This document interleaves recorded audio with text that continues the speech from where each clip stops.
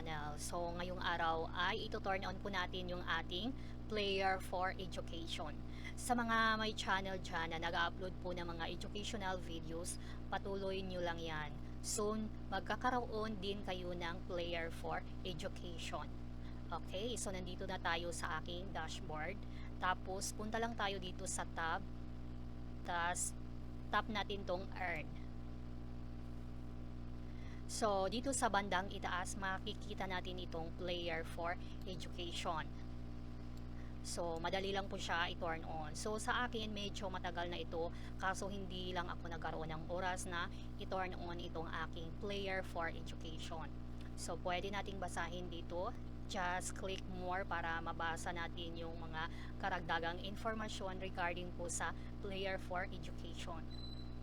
So, YouTube Player for Education is an embedded player that provides educational specific features such as ad-free experience to educational tools. It also offers a revenue source for participating creators whose content is viewed in the player. So, kapag i-turn on natin tong ating player for education, so ganito siya, tap natin yung turn on, tapos ito yung ating makikita. So, may babasahin tayo dito about sa Player for Education Agreement. So, meron siyang Player for Education Payment Redemption Module. Ayan.